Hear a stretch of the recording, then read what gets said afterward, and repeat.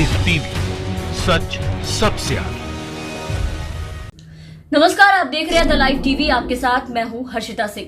BJP राज में कैसे दबंगई होती है, ये तो अपने मध्य प्रदेश के गुना में हुए मामले को देखकर देखा और समझ भी गए होंगे।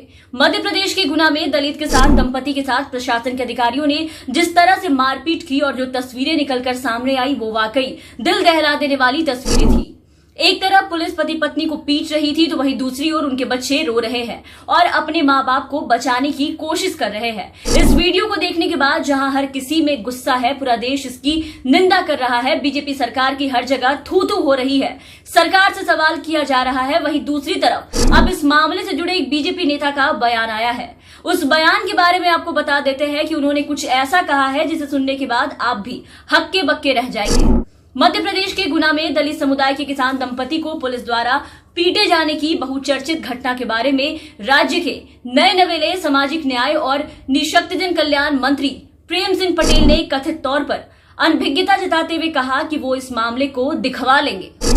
जी हां, मीडिया से सवाल पूछे जाने पर प्रदेश में दलित और किसान समुदाय के लोगों पर पुलिस के बल प्रयोग की हालिया घटनाओं पर वो क्या कहना चाहेंगे, इस सवाल पर उन्होंने जवाब दिया है कि मैंने लाठीचार्ज की बात तो नहीं सुनी है, अभी तो ऐसा कुछ हुआ नहीं है। उन्होंने पूछा कि ये कब की बात है। देखो, जो गुनाह करता है फिर उसे सुधारने के लिए करना भी पड़ता है। सामाजिक न्याय और निःशक्तजन कल्याण मंत्री को एक बार फिर बताया गया कि गुना में दलित समुदाय के किसान दंपति को पुलिस के लाठियों से पीटा गया है। पीटे जाने की घटना पर उनका बयान मांगा गया है। इस प्रश्न पर उन्होंने कहा कि मुझे इतनी जानकारी नहीं है, हम लोग इसे दिखवा लेंगे।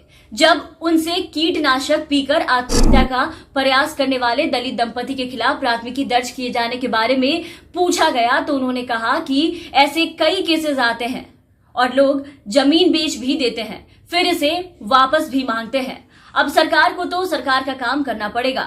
जरा आप भी पहले इनके बयान सुनिए। आप घेरे पर मैंने तो अभी लाठीचार्ज की बात तो कभी सुनी नहीं कि लाठा बरसा रहे। अभी तो ऐसा कहीं मतलब हुआ नहीं कि मतलब जिसको तो मार रहे हैं। अलीराजपुर में घटना हुई है, गुना में अलीराजपुर में घटना हुई है। कब की बात है? 2 दिन।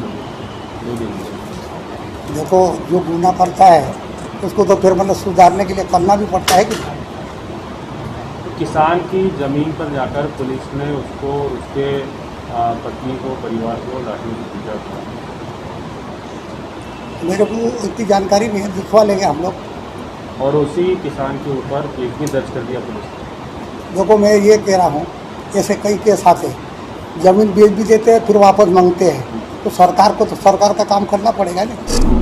तो सुना आपने इस बयान की बात। कांग्रेस अध्यक्ष कमलनाथ के मीडिया प्रभारी नरेंद्र सलूजा ने ट्वीट करते हुए आरोप लगाया कि सामाजिक न्याय और निःशक्तजन कल्याण मंत्री गुना और अलीराजपुर में पुलिस के बल प्रयोग की बहुचर्चित घटनाओं से बेखबर है। सलूजा ने ट्वीट में कहा कि ये प्रदेश के सामाजिक न्याय मंत्री प्रेम सिंह पटेल हैं। इन्हें गुना और अलीराजपुर की घटनाओं की जानकारी नहीं है। वो दलित किसान की पिटाई पर बोल रहे हैं कि गुनाह करते हैं तो सरकार को सुधारना पड़ता है। क्या सोच है? प्रदेश की कितनी जानकारी है, इनको देख लीजिए। देखो, जो गुना करता है उसको तो फिर मतलब सुधारने के लिए करना भी पड़ता है कि तो किसान की जमीन पर जाकर पुलिस ने उसको, उसके पत्नी को, परिवार को लाठी से पीटा था। मेरे को इतनी जानकारी नहीं है, दिखवा लेंगे हम लोग।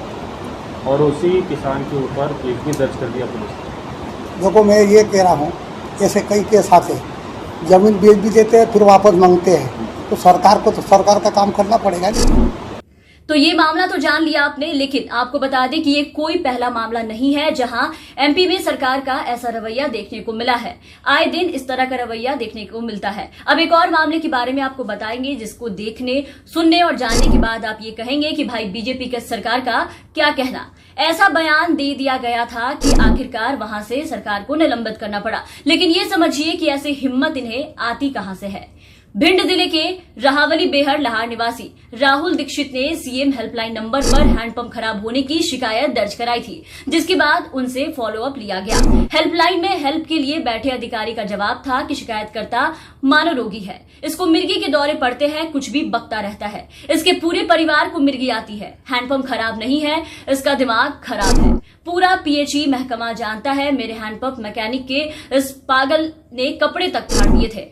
अब वक्त आ गया है कि चीनी युद्ध किया जाए, जो गोरिल्ला नीति है। हैंडपंप उखाड़कर शिकायतकर्ता की छाती में गाड़ा जाए, ऐसा बयान उस वक्त सुनने को मिला था।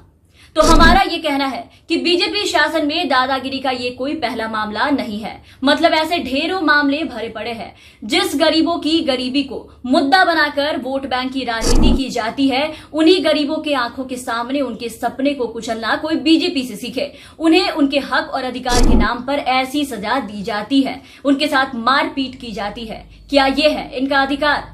जिस सम्मान और अधिकार की बात नरेंद्र मोदी करते हैं दलितों को लेकर, क्या ये है इनका सम्मान और ये है अधिकार?